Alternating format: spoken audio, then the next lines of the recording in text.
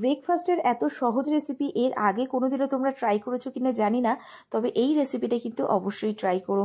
খুব সহজ recipe, healthy তো বটেই, আর এটা বানানো কিন্তু খুব সোজা। আর এটা মানে পেটটাও কিন্তু বেশ কিছুক্ষণ ভরা থাকে, আর এটা রান্না করতেও লাগে না, মানে গ্যাস জ্বালানোর কোনো প্রয়োজন নেই। তো প্রথমে যেটা করেছি, বেশ কিছুটা চিঁড়ে, মানে পাতলা যে চিঁড়েটা সেটা আমি ধুয়ে নিয়ে জল ঝরাতে দিয়েছি। আর একটা মিক্সির বাটির মধ্যে নিয়েছি একটা কলা, তো কলাটাকে ছাড়িয়ে নিয়ে ছোটো ছোটো করে টুকরো করে কেটে নিয়েছি। এখানে তোমরা আপেলও দিতে পারো। তো কলাটা কেটে দেওয়ার পরে যে চিঁড়েটা আমি ভিজিয়ে রেখেছিলাম, মানে জল ঝরিয়ে রেখেছিলাম, সেই চিঁড়েটা একটু অল্প দিয়ে দিলাম এর মধ্যে। আর দিয়ে দেবো এর মধ্যে মিষ্টির জন্য এখানে চিনি দিলাম, চাইলে তোমরা এখানে মধু দিতে পারো, খেজুর দিতে পারো। তো এটা দেওয়ার পরে একটা এলাচি দিয়ে দিলাম, যেটা কিনা ফ্লেভারের কাজ করবে। আর তার সাথে হরলিক্সের যে ছোট পাউচ আছে সেটাই আমি দিয়ে দিলাম একটা পাউচ কেটে এর মধ্যে। আর তার সাথে দিয়ে দেবো বেশ কিছুটা দুধ।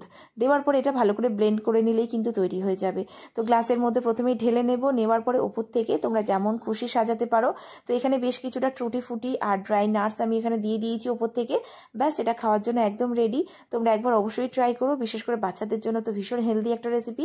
আর কেমন লাগলো রেসিপিটা জানিও। এত সহজ রেসিপি আমার মনে হয় না এর আগে তোমরা কখনো ট্রাই করেছো।